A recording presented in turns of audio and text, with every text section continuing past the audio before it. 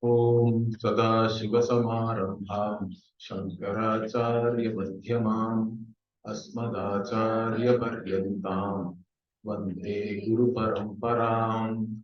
Om Bhadram Karneभिः Shrunuyāma Devāः Bhadram Pashyēmakṣabhiryajatrāः Sthirairangaiः Stushtuvaagumsastanubhih Vyashema Devahitam Yadayuः Swasti na Indro Vruddhashravāः Swasti nः Pūषā Vishvavedāः Swasti nastarshyo Arishtanemiः Swasti no Brihaspatirdadhatu Om Shanti Shanti Shanti. So we were looking at the meaning of the word Upanishad yesterday. I said that Upanishad, the main meaning given by Bhashyakara is Brahma Vidya. So how do we arrive at that meaning of Brahma Vidya or Atma Vidya also you can say? We arrive at it by saying that Upa means that which is near, and the nearest to yourself is nothing but yourself only. Then Ni means Nischayena, without any vagueness, without any doubts, clear knowledge. And Shadra is the Dhatu, and actually the Pratyaya is Quip Pratyaya, I think she can confirm. So that comes in the Kartari, like an agent, the meaning of an agent. There is a Pratyaya or a suffix in Sanskritam. So Quip Pratyayanta Shabda, it is Upanishad. The Shadla Dhatu has Gati, Visharana and Avasadana as the meaning. Gati means to know. Visharana means to disintegrate or decay and all that. Okay. And Avasadana means completely destroy along with the root cause.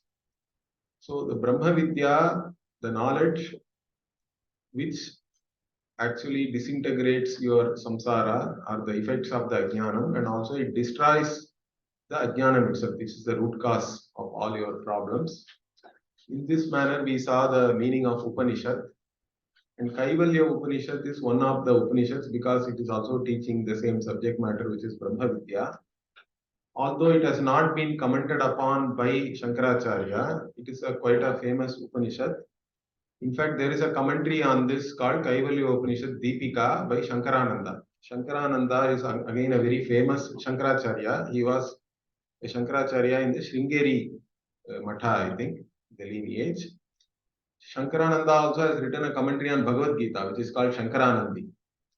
In fact, I used to refer to that commentary only for one reason, which is that he has given the meaning for all the Sambodhanas, all the names which are used for Krishna and Arjuna in the Bhagavad Gita. He gives the meaning of all that, in fact. It's very interesting. And also he has commented even on the first chapter. If you take Shankaracharya's commentary on Gita, it starts only from 211. He gives an introduction and directly goes to the Ashocya and Anvashochastva. There is no Shankaracharya's commentary on the first chapter and even the first 10 verses of the second chapter in the Gita. So Shankaranandi has some interesting commentary on all these things. Anyway, so sometimes I refer to that to just know some extra information and all that. But Kaivalya Upanishad has been commented by Shankarananda, tells that it is a book which has been studied in the tradition. Okay, it is a very important text. So this Kaivalya Upanishad, I told you that it is a Shaiva Upanishad because it has references to Uma and Maheshwara and also Shatarudriya in the end. Chanting the Shatarudriya itself as a sadhana. For those who are not able to directly understand the Vedantic knowledge, always some upasana and some other sadhana are prescribed in the Shastra so that they can grow with that and then achieve the qualifications required for this knowledge. Now, Upanishads, most of the Upanishads always start with some story also. And also it is in the form of a dialogue. When Gita itself is in the form of a dialogue or a samvada. Vada means having a dialogue or a debate where you want to establish the truth. Both the parties are interested in establishing the truth. Samvada means also it is the same thing, but Samvada is mostly used for a teacher-student kind of a dialogue, where the student also has to have the right attitude, correct? Because the student cannot think that he knows everything, and teacher does not know, means then it becomes a problem. Then there will not be any learning there. So the attitude of the student is important. So many times the Upanishadic stories are there only to show with what attitude you have to approach the teacher. For example, in the Mundaka Upanishad, it is explicitly said that Sa Gurumeva Abhigachet Shrotriyam Brahmanishtam, like that. In that it is said Samit Panihi also is added there. So you go to your Guru with Samit. Samit means all these twigs, correct? Which are all fuel. So the Guru, you are going with an attitude to do seva to the Guru. That's what is meant by saying Samit Panihi. You are carrying some offering which will help the Guru in some manner in his day-to-day life and all that, so that he is free enough to teach you maybe. In fact, in those days, I think, or even when we went to the Gurukulam, the greatest advantage we had was there was no internet, there was no mobile phone, nothing. Okay. So when I went in 1995, it was still like maybe internet was there, email was there, but it was in infancy. We didn't have any mobile phones, no laptops. So we were pretty much isolated, you can say, in the Gurukulam for 3 years. Whatever we studied, it was like we left everything and we went there and studied. Even during our time, it was like that. But in olden times, they had so much leisure, correct? And they went to the Guru and they stayed with the Guru for 12 years at least. Most of the traditional disciplines you studied for 12 years. So you go to the Gurukulam, you study for 12 years, then you return back, like that it was there. So in this Upanishad also, you see that a student is going to the Guru. And then he asks the Guru, may you teach me? This also again points out that this teaching is given only for the asking. That is very important. The student has to be qualified enough and also should have an interest to know. You cannot go and force this down anybody's throat. Like I already said, Vedanta cannot be preached on the roads or anything like that. It's not a theology or a belief system. Just because I say you are the limitless, you should not say, no, no, I believe whatever you say. That's not the point, right? It's a question of understanding. It is an equation which you have to understand. So it's not enough that you believe or anything. If you do not understand, you have to prepare yourself. You have to gain the prerequisites so that you understand. That is very important. So in this case, let us see the first Vakya here. Atha Ashvalayana Bhagavantam Parameshtinam Upasametya Uvacha. It starts like this. Atha. It starts with the word Atha. In fact, Brahma Sutra also starts with the word Atha. Athato Brahma Jignasa. Atha Ataha Brahma Jignasa. Now the Atha means Anantaryartam. Like that is given. Thereafter. In English, if I have to translate Atha, it is thereafter. Now Anantaryam or thereafter means, after means what? Thereafter means after what? That is the greatest question, correct? After what did Ashvalayana go to? He says he goes to Parameshti. Means here Brahmaji is called Parameshti. Parameshti. Why I'll tell you. Okay, and then he asks him something. So he goes to Ashvalayana himself is a great Rigvedic Acharya. He's a great Vaidika. So thereafter he goes to Brahmaji and asks him. So what is this thereafter? Means Bhashyakara in the Brahma Sutra, of course, some others and all argue what this thereafter is, means you should have studied the Karma Kanda, you should have done Karma, etc. Like this, there is an argument is there. Some others give some other meaning for that, but Shankaracharya establishes that thereafter there is Sadhana Chatushtaya Sampannam. Okay, after you have the Sadhana Chatushtaya, thereafter you go to a Guru. Means you have the qualifications for this Jnanam, and therefore now you want to actually go and learn. Now, what are these fourfold qualifications? We say sadhana chatushtaya. Fourfold qualifications one should have before one approaches the guru. In fact, many times in modern times, we cannot say that we have all the fourfold qualifications and then only I went to my guru, etc. But at least you should have the mukshutvam, I think. Because the main thing here is the desire to be free from all limitations. In fact, like I told you, all of us want to be always happy, unconditionally happy. But then we also may have made a conclusion that this happiness I am going to get only by accumulating some objects or some experiences, correct? By gaining some experience or accumulating some objects and whatever, enjoying that in some manner, that is how I am going to be always happy. This conclusion people already have. That is avichara siddha, it is there. So based on that, they are only going after external objects. But any external object is in space-time, correct? And in fact, happiness cannot be any object or even a quality of any object. If it is any object, then people would have manufactured it in tons and tons and it will be available in the market. Or if it is a quality of some object also, you cannot say, because whatever is happiness for one person can become dukkha for another guy. He looks at the same thing and becomes sad because he thinks he doesn't have it, his neighbor is having it. Owners, whatever, what owner's pride, neighbors envy, owner's pride, and all they used to say, correct? There was even an ad like that. So the same object is not giving happiness to everybody in the same manner and all that. It cannot be a quality, it's not an object. So basically, happiness is what? If we analyze that, even the Vishaya Sukha, whatever some joy we have by achieving something or by gaining something, it is only because temporarily you do not look upon yourself as a wanting person. Because all of us have desires. Where does this desire come from? Why should we even desire for something? Have we even ever thought about that? We all desire for so many things. That is fine. And we want to achieve that. We achieve that also. And then we have some more desires. We keep on trying to fulfill our desires. But hold on. Stop. And now can you question yourself, why am I even having any desire? Why should I have desire? And why should I struggle to fulfill all my desire unnecessarily?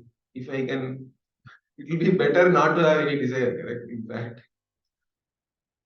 because desire itself is springing only because you look upon yourself as a wanting person or lacking in some manner, correct? Unless you see yourself as lacking in some manner, you cannot have any desire for anything.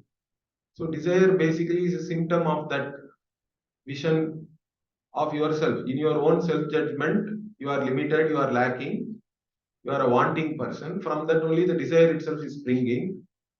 And you have a conclusion that by somehow fulfilling that desire, I am going to become or I am going to be free from that want.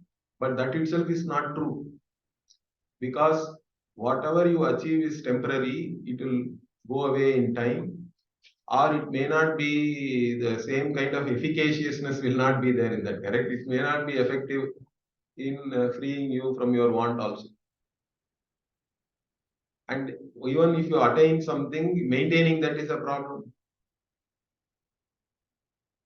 So you gaining itself is a problem, maintaining it is a problem. Once it goes away also, you are sad, you have lost something. So any Vishaya Sukha is Dukkha Vishritam. Shastra says that. Okay. Shastra says that any Vishaya Sukha is always tinged with some dukkha because gaining it also is dukkha. There is dukkha involved in gaining something. Then afterwards you have to maintain it. Even a small scratch in one door of your new car, you are sad. Your whole day is gone. Okay, you got a very new car, shining car, so happy. You take for a ride, and some donkey comes and gives a kick. What can you do? You cannot even go and sue the donkey, like I told you. And there is a dent on the first day itself. What are you going to do? You feel so, or you are enjoying peanuts, and one bad peanut is good enough to spoil the whole mood of the morning. Okay. And they are very deceptive also. You don't know from the outside. It is bad from the inside. Only once you bite, you know that. That is the sad part. So like that, this there is always some dukkha in all this Vishaya Sukha. But what does the Upanishad say about Sukham? Happiness. Yovai bhuma tat sukham. In the Chandogya Upanishad, it is very clear. Upanishad tells us what is real happiness. Yovai bhuma. Whatever is bhuma, that alone is sukha. What is bhuma? Bhuma means the limitless. There is a Bhuma Vidya chapter in the Chandogya Upanishad where Narada goes to Sanat Kumara to learn. So in fact, that's a very interesting story. In fact, there Narada goes and he starts listing everything he knows. He says, I know all the four Vedas, I know Rasa Vidya, this Vidya. He gives a list, some 20 odd disciplines or more than that. He says, I know all these things, all the different disciplines of knowledge. I am an expert. Okay, so what? Then he says, even then he says, Hey Bhagavan, Shochami, still I am in sorrow. I know all these things, but I am still in sorrow. Then he says, but I have heard Atmavit Tarati Shokam. I have heard that the one who knows himself, he crosses all sorrow. So please teach me. Adhihi Bhagavo. Hey Bhagavan, teach me like this. Narada asks Sanat Kumara, and Sanat Kumara teaches about Bhuma. Bhuma is limitless. Bhuma is another word like Brahman, meaning the same thing. So Brahman alone is happiness, means the limitless alone is happiness. Anything which is limited cannot give you any happiness. Upanishad is very clear. But all the people are only seeking limited things, correct? And by that they are never going to be happy. And whatever, that whole seeking itself is a problem. And even once you have attained that thing also, maintaining it is a problem and all that, which we have seen already. So there is a dukkha mishritam also. It is mixed with dukkha. And it is not permanent. And once it goes away also, it is going to cause dukkha. Even though all these things are there, people are still going and only falling for external objects, sense objects, all these things. But Upanishad tells you that happiness is only the limitless. So you have to seek the limitless. Now this understanding one person has to have. You should have gone through different accomplishments in your life and seen the limitations of your own accomplishments. That is a very important thing. This I saw myself also. In fact, one of the things is that what in India we have all these competitive exams, right? They are really competitive. You have to prepare and all that, and even then we don't know how you will do in the exam and all. Somewhat, some prarabdha also is involved in that. Punya has to be there, no doubt. But you clear a competitive exam like IIT JEE, let us say. It is a big thing because the pass rate is very less, correct? I don't know about now, but basically it was not even, it was 1% or 2% or something like that. That's all is the rate. So you think you are somebody, you are great because in your whole school history you are the first person, or in your whole locality, in your whole pin code, you are the only guy. It's something like that. So you think you are some Chandra, Indra, and all that. Then you go to the college, first day ragging, only everything is gone. Okay, all your notions of accomplishment and all that is gone because there is a senior who is sitting there. He has also cleared the same exam. There are 35 other classmates who have done the same thing. So it's not a big deal anymore, correct? So you think you have accomplished something. It is not anything great. It is punctured very soon. Okay, any bubble you are in, it is gone. And you are back to wherever you are. Okay. You are again a student, you are going through the grind in the college and all that. So what I am saying is, any accomplishment, you may think it is great, but it may be great for some time, but it is gone then. You don't feel for that anymore. Then your sights are set on something else. You want to go to US, you want to go somewhere else, you want to get a good job. So like that, it is an endless cycle. But somewhere you want to stop and see why am I even going in this cycle, correct? Is there a way to get out of this vicious cycle? Means you have to go to the center of it, I think. Then you won't be going in any circle, correct? The idea is that you have to find that you are the center of everything. Then you are not rotating or you are not going in any cycles. So you have to discover that. But you have to stop and question your experiences. That is what the Upanishad says, Pariksha Lokan, Karma Chitan. So whatever is accumulated by this karma, all the results, etc., whatever you are experiencing, Lokan means Lokyate iti Loka. Whatever you experience, that is all the Loka. All our experiences are due to our karma only, correct? It's all our own karma, whether it is Drishta Phala, Adrishta Phala, everything is our karma. It's all accumulated by karma. So all our experiences are accumulated by our karma, and you analyze that. Analyzing that, what is the conclusion you are arriving at?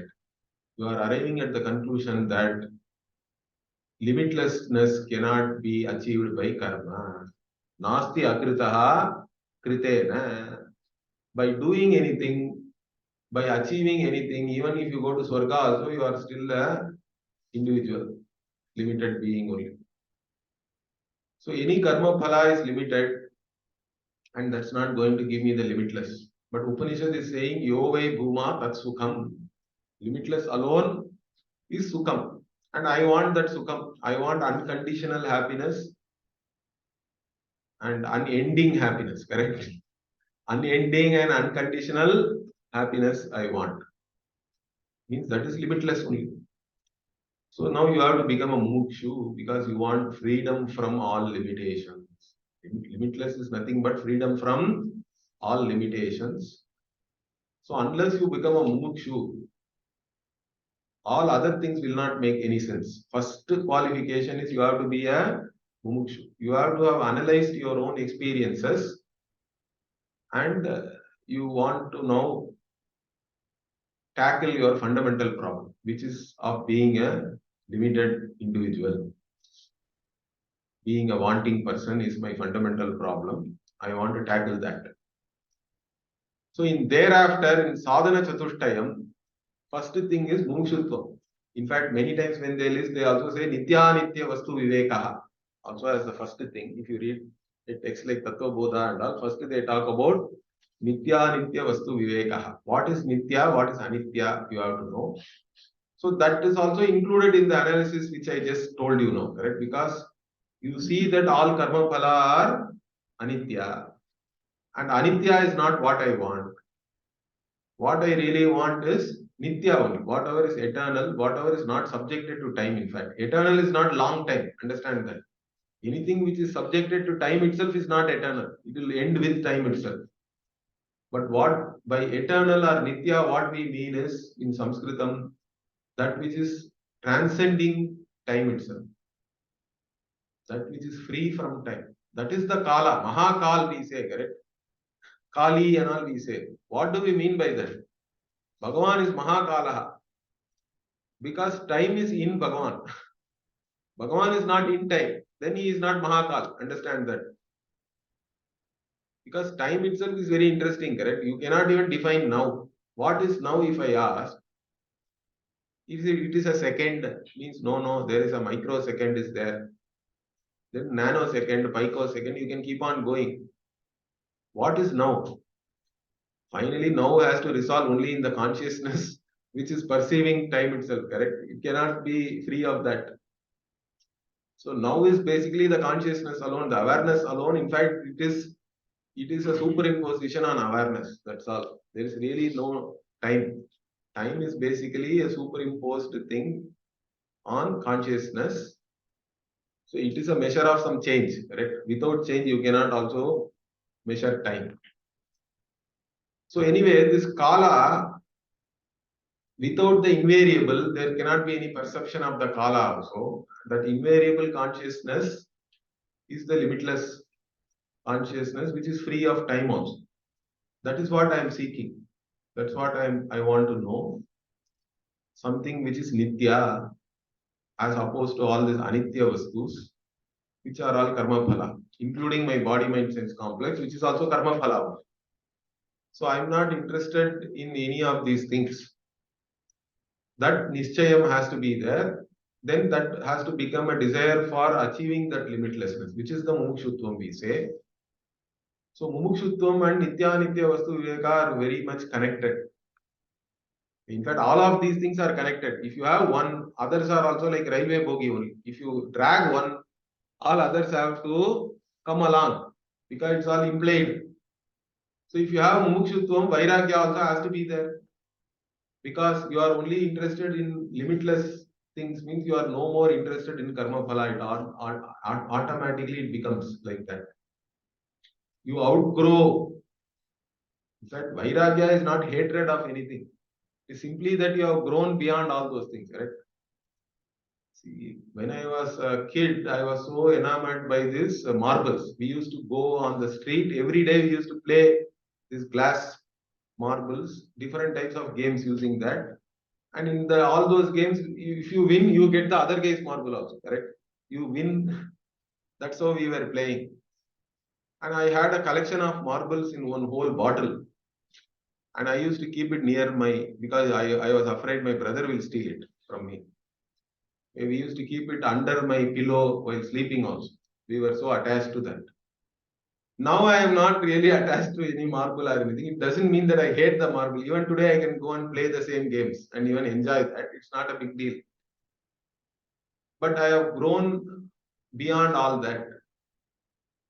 So Vairagya means basically you have now your sights are now at some other thing, correct? It's not on any limited karma phala which I want. I have grown beyond all that. My sight is somewhere else. So these things don't matter. I don't have neither I hate it nor I like it. It's okay. I can still enjoy some of these things. That's not a problem. So that is Vairagya is again objectivity only, correct? Because what you want now is so different that you are more non-challenged is better, correct? It is you are non-challenged towards other things. That is the right way to understand that. So that Vairagya also comes from Nitya Vastu Viveka and Mukshitvam only. Vairagya has to follow. So Vairagya is another sadhana chatushtaya.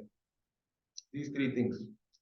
Only thing which does not follow is the what we call as Shamadhi Shatka Sampatti. That is where some difficulty is there. You have to put in some effort.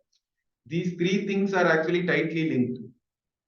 If you have one, the other will be there. Other has to come along. But of course, if you have these three things, even you should have a certain disposition of mind where it's not going to bother you so much, correct? Your mind is no more conflicted and your yoga buddhi will come very easily for you. So once you have yoga buddhi, you are going to have samatvam. So when we talk about this Shamadhi Shatka Sampatti, the sixfold mental dispositions, you can say. Shama, it starts with Shama. Shama means Mano Nigraha, like that we say, or resolution of your mind. Means you don't have any conflict in your mind. Means you are having Shama. Or Shanti comes from the same Sham Dhatu only. So you can say it is a peacefulness and things like that. Or your mind is resolved. It doesn't have any conflicts.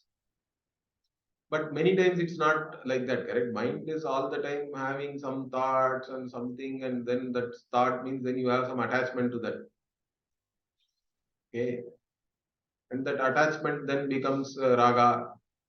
Sangat sanjayate kama, kamat krodho bijayate, krodhat bhavati sammoha. Like that, Bhagavan gives a whole progression of what happens normally in our day-to-day life.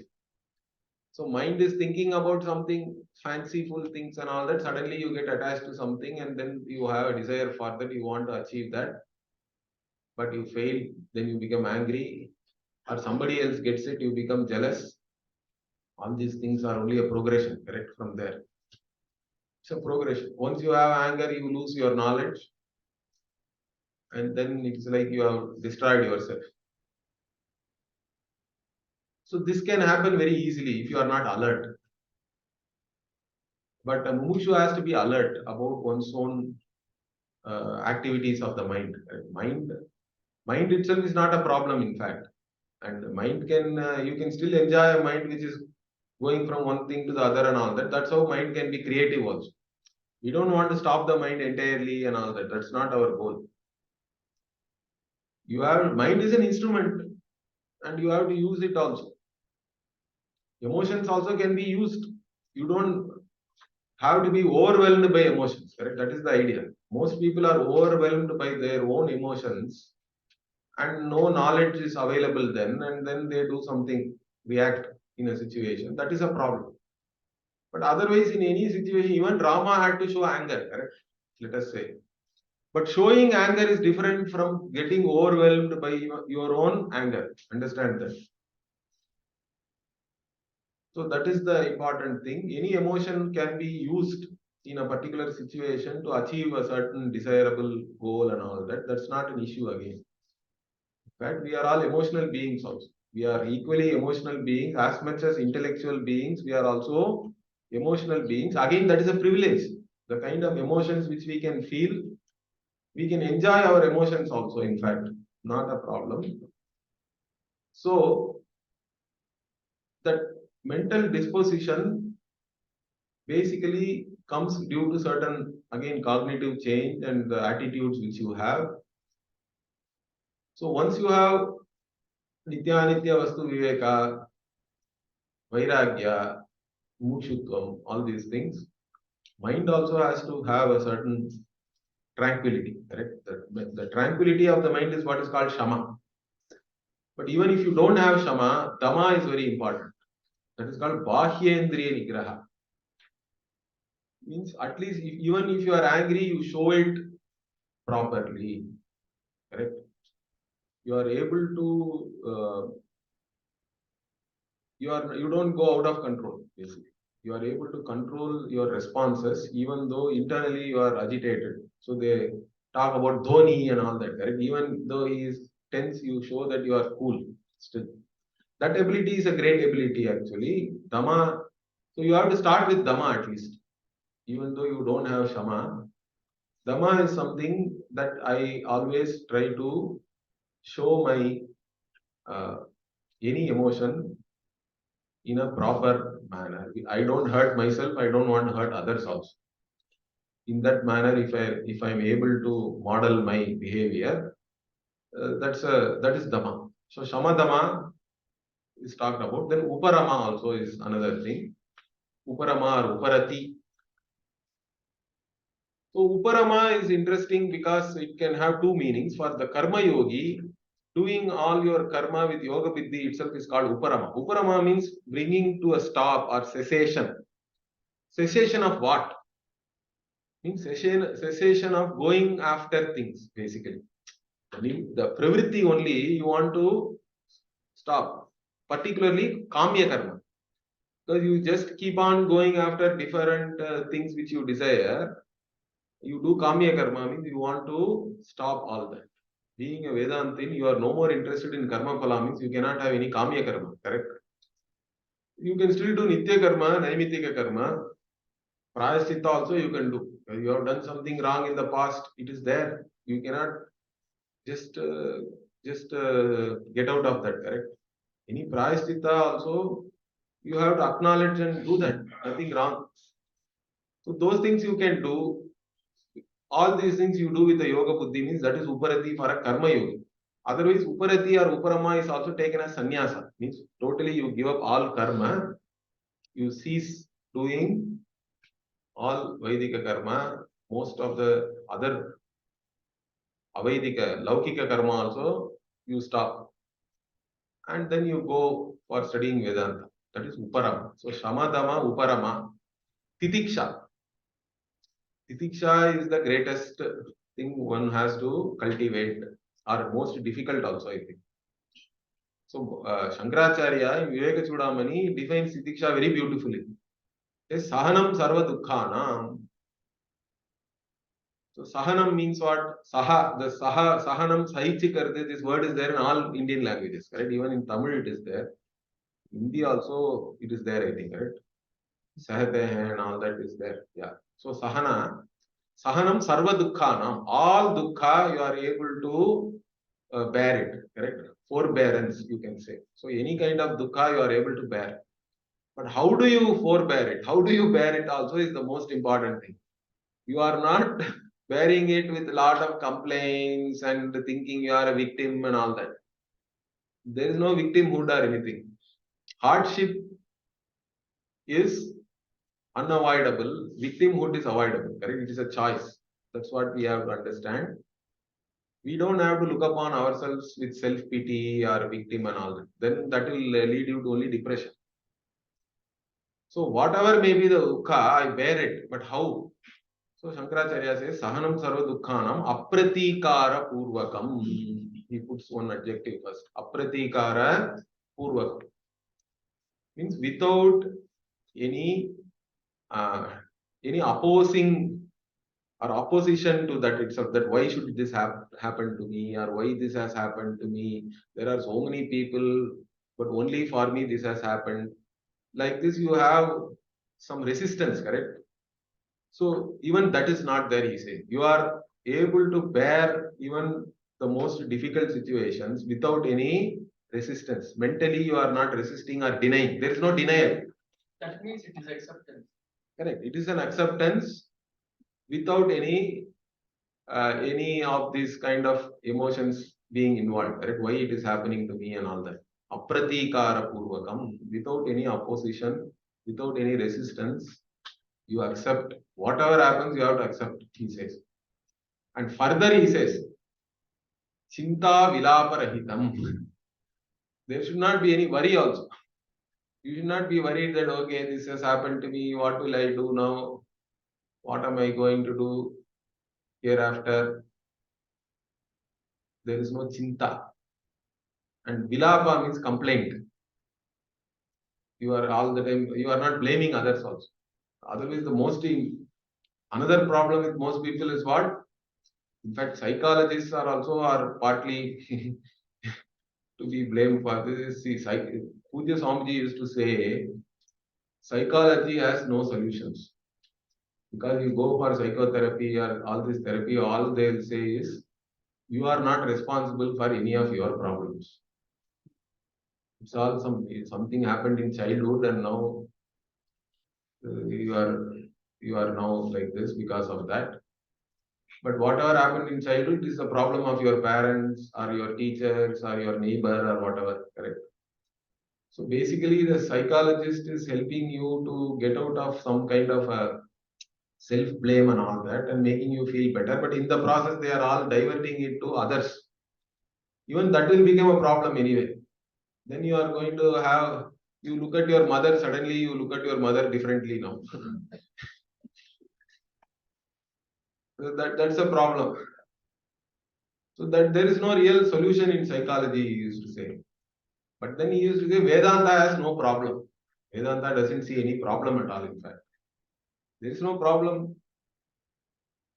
in Vedanta. That's what the Vedanta is trying to teach. You think that you have a problem, but in reality, there is no problem. You think you are swimming in an ocean which is never ending. Vedanta is saying there is no ocean. Come on, there is nothing here. Ocean is there only in your imagination. You don't have to swim, you don't have to struggle. Whatever you seek is already there. Whatever you seek is what you are. If you are seeking happiness, you are already the source of all happiness. You are already that. So there is nothing to be really accomplished. The only difference or the only distance between me and what I want to be is only ignorance. Correct. Ignorance is the only distance. That is the Shankara says it in so many words in Brihadaranyaka Bhashya also. So he says only distance is the ignorance, and that has to be removed. That's all. So knowledge alone is the solution for this. So in fact, the mumukshu has to become a jijnasu. That is another level of understanding. So anyway, so the titiksha part we were discussing, chinta vilapa rahitam. So what I am trying to say is, this blame also, you don't have to blame anybody. Finally, anyway, you have to understand it's all your karma. Correct? The karma theory is very useful for getting titiksha. Because you cannot blame anybody else. It's all your karma only. Even though you may think that somebody has misused their free will and all that, but even their misuse of free will, why should it affect you? If you question, then you have to accept it as your own karma. Is it clear? Somebody has done something terrible. Let it be. We don't have to justify that person's action or anything. We know that it is wrong. It is evil, let us say. Okay, it is something wrong. They have misused their free will. They have gone against what is right. All that is fine. But why should it affect you? Why should that happen in your small world? Means then we have to again further fall back and say that it is my karma only, it is my prarabdha, some papa, it is papa kshaya has happened. In fact, you have to look at it like that only finally. Then you can accept it. There is no chinta, vilapa also. There is no worry, there is no resistance, there is no blame. Without all these things, you have to accept whatever is happening to you. If you are able to do that, then you have titiksha. Sa titiksha nigadhyate. Like that, Shankaracharya hints it. So titiksha, this comes in Gita also, correct? Sitoshna sukha dukkheshu. Now that Bhagavan talks of matra sparshastu kaunteya sitoshna sukha dukkhadaha agam apayino nityaha tam titikshasva bharata. So the titiksha word is there in Gita. So he says all these dvandvas, correct? All these opposites are there. Heat and cold, etc. You cannot avoid it, but they are all anitya, he says. It's not going to be always hot, it's not going to be always cold, or whatever you are facing also, difficulty also is not going to be there always. They will come and go, so therefore you bear it. Titikshasva. Like that. This titiksha is a very important quality for a sadhaka, for a Vedantin, because you have to, if you allow the world to affect you, you cannot see it as mithya, understand? It will become very real then. But Vedanta is teaching the whole world is mithya. It is only an appearance. In fact, we can understand it through science very easily. In fact, every quantum physicist, modern physicists understand very well that world is mithya. Okay, they all have no confusion in that because they all know that at an atomic level, 99% is space because nucleus is so small. Electrons are all there somewhere, electron cloud and all that.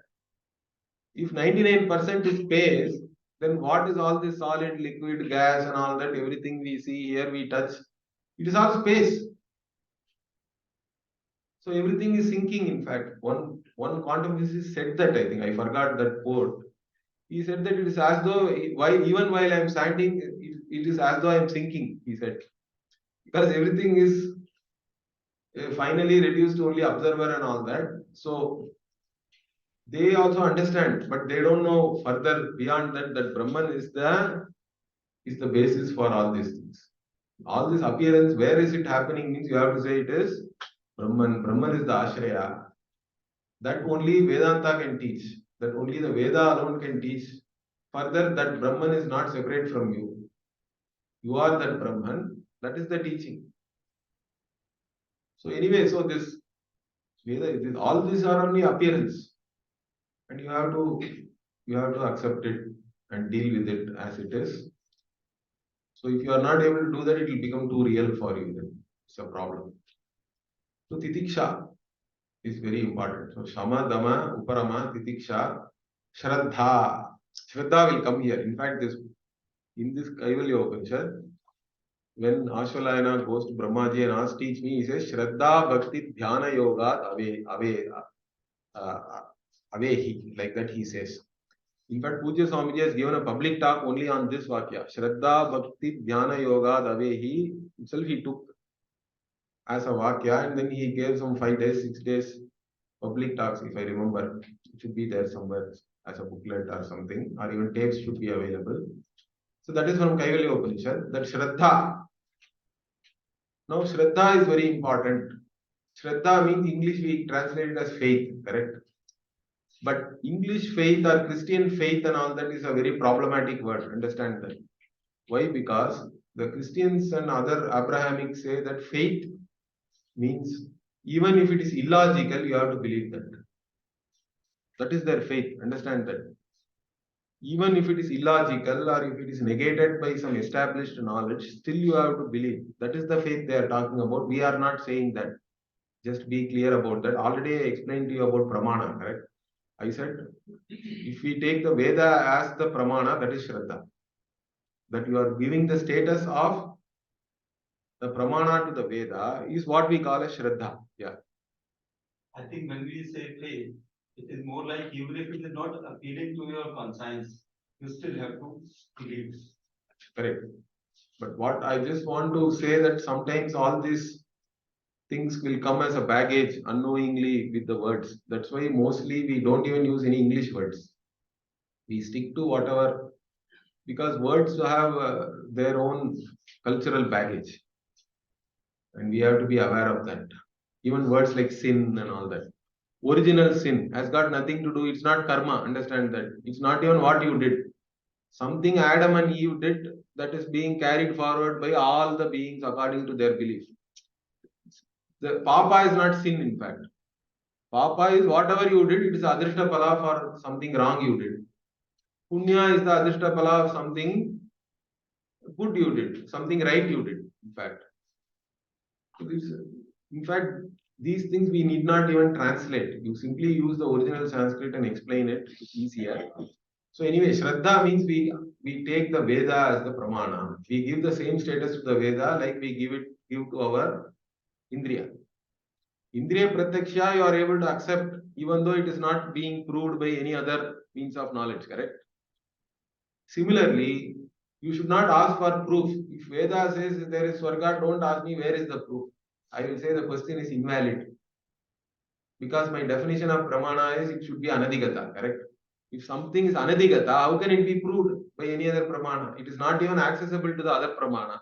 How can it prove that? Or in fact, no knowledge can take place if you ask for proof. There is a deeper concept in our epistemology. Or epistemology means study of knowledge. See, when you look at how knowledge takes place, that also we all should understand. What do we call as cognition or what as knowledge or valid knowledge? If you say one cognition has to be proved by another cognition, then knowledge can never be clinched. Understand that. Because that other cognition also, then you have to prove with another cognition, like that it will go into infinite regress. Correct? Anavastha dosha will come.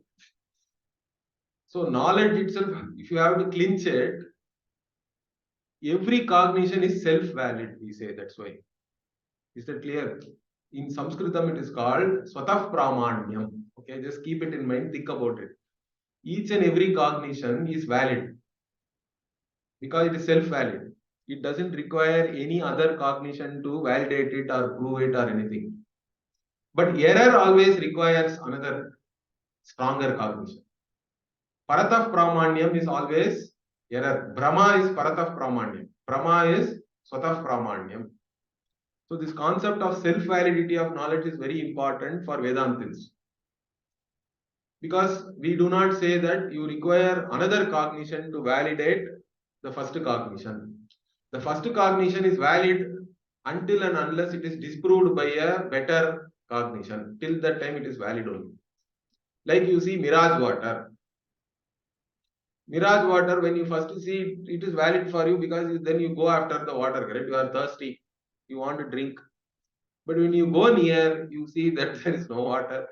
It's only mirage. Because that other cognition is no more powerful because you are seeing it from nearby, you are on the same location and all that. It is not from a distance.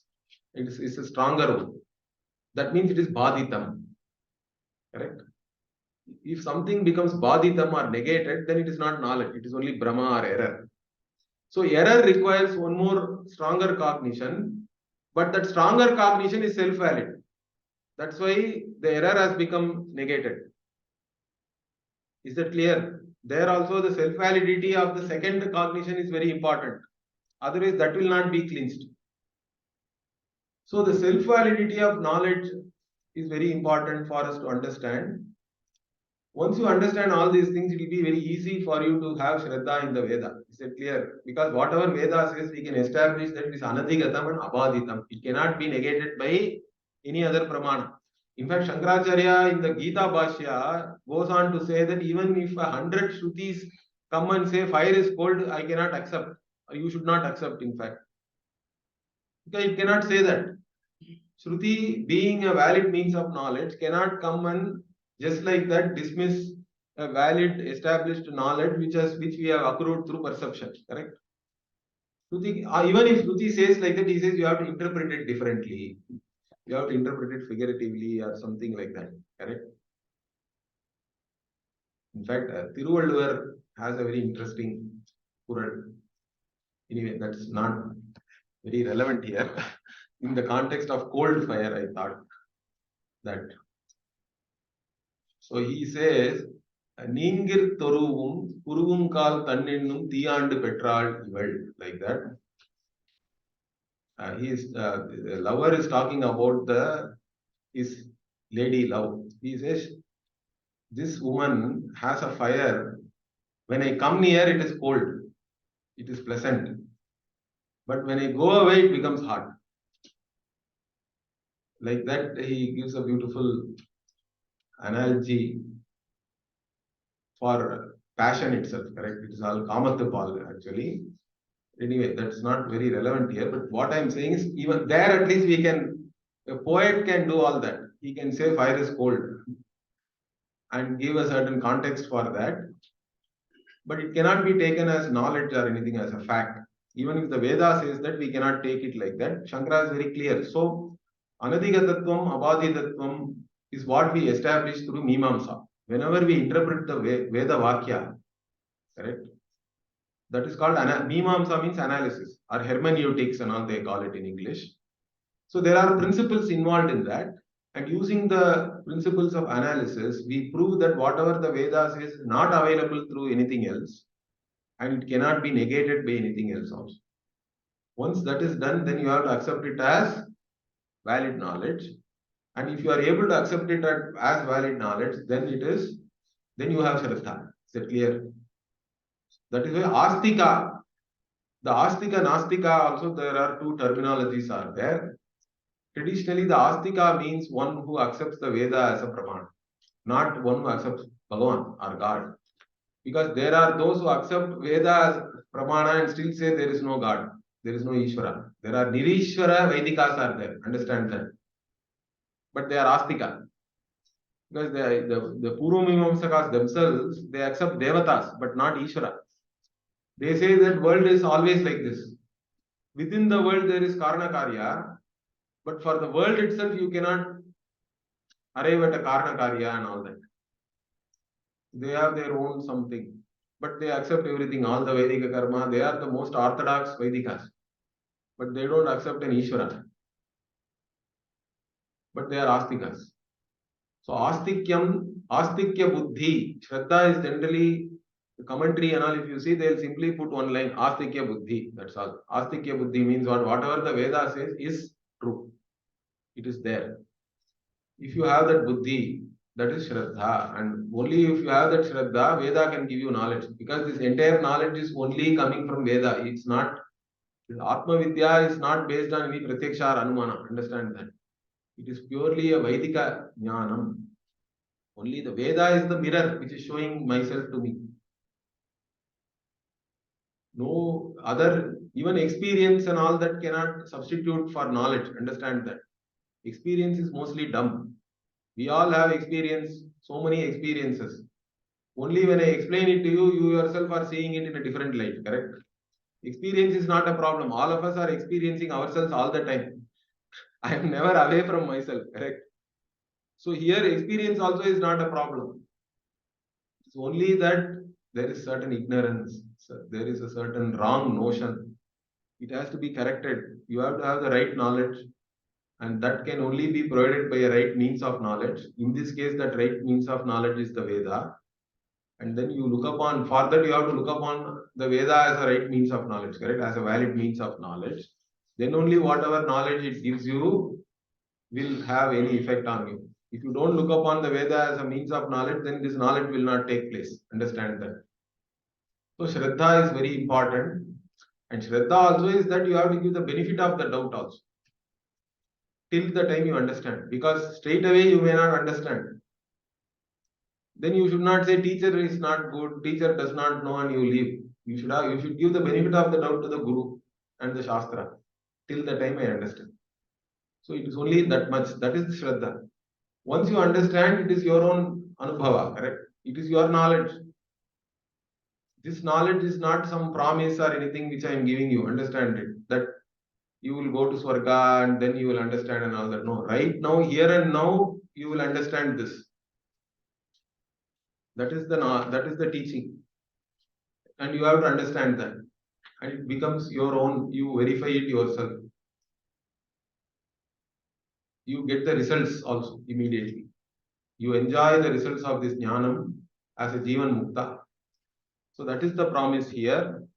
It is not some unverifiable promise or some theological belief that you will go somewhere and enjoy. You don't even know whether that Swarga is there or not, or whether you will enjoy it really.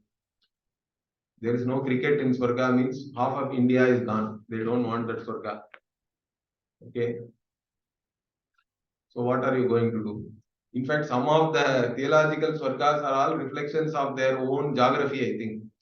The desert Swarga is very different from the, from the Swarga of lands which have plenty of trees and all that. Because desert Swarga means they are saying you will have rivers of wine and this and that. They are only interested in that because they have a shortage of all that. Anyway, so I don't want to get into that. So all these people have their own imaginations. But here we are not talking about any of those things, or we are not promising you anything like that. This is knowledge. Knowledge is involved. You understand this and you have the results of that knowledge also right here. You enjoy that. That is Vedanta. So Shraddha and Samadhanam. Finally, the sixth one is called Samadhana. Samadhi also you can say. Basically, you have a mind which is able to focus, which is focused, which is one-pointed. Because the Chitta Shuddhi and Chitta Naischalyam, two things we talk about as the prerequisite for this knowledge. Chitta Shuddhi will come through Uparama or Karma Yoga. Chitta Naischalyam, you have to do practice there also. That is where Dhyana is important. The Shraddha, Bhakti, Dhyana Yoga, Avaihi will come here later, correct? Shraddha we have explained. Bhakti is Karma Yoga, nothing but Karma Yoga only. Then Dhyana is the Dhyana Yoga. Means that is where you get the one-pointedness. Of course, all the other things will help you in Dhyanam also. Because if you don't have the right attitude and if you don't have a certain leisurely disposition already, what kind of dhyana you can do? For dhyana also, if you are highly conflicted and you are emotional and all that, you are in a certain disturbance, you cannot do any dhyana. But dhyana is easy if you already are having a certain conflict-free mind and the right attitudes. So that will help you. So these are all the qualifications, the fourfold qualifications. Within that, one is sixfold again. So you have to have all these things. That is the meaning of Atha. So Ashvalayana had all these things, is the assumption. So we have finished one word in the Upanishad. The rest of the words we will see in the next class. Om Purnamadav Purnamidam Purnat Purnamudachyate Purnasya Purnamadaya Purnamevavashishyate. Om Shanti Shanti Shanti. Hari Om Shri Gurubhyo Namaha. Hari Om.